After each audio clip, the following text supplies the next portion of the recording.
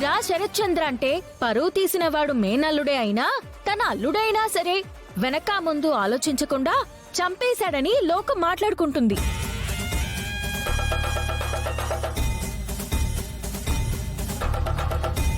అల్లుణ్ణి చంపేసిన తర్వాత కూతురు నక్షత్రకి మళ్ళీ పెళ్లి కూడా చేయలేదు, విధవని చేసి ఇంట్లో కూర్చోబెట్టాడని లోకం నాన్నను మెచ్చుకుంటుంది.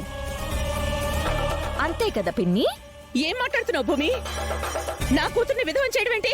3 ముళ్ళు వేసిన వాడు మట్టిలో కలిసిపోతే తాళి కట్టించుకున్న ఏ ఆడదైనా విధవే అవుతుంది పిన్ని. అది మన సాంప్రదాయం. అది కూడా నీకు తెలీదా?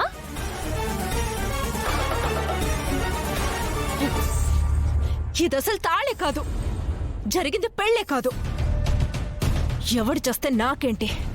నేను విధవని ఎలా అవుతాను? ఆ, ఆగు, కంగారు పడకు. పెళ్లి జరగలేదని నువ్వనుకుంటే సరిపోదు. లోకం దృష్టిలో నీ పెళ్లి అయిపోయింది.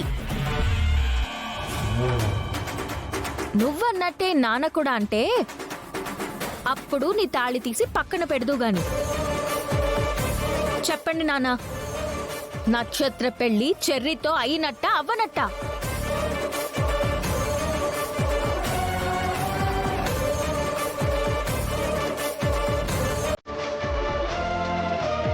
నానా, అదే చెర్రీతో నా పెళ్లి చేద్దాం అనుకున్నారు.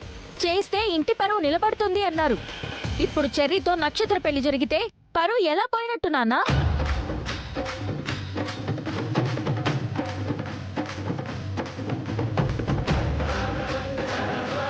మాకు అన్యాయం జరిగిపోయింది అని పిన్న అరుస్తుంది. అన్యాయం జరిగిపోయేంత తక్కువ వాణ్ణిచ్చి నా పెళ్లి చేద్దాం అనుకున్నావా నాన్న?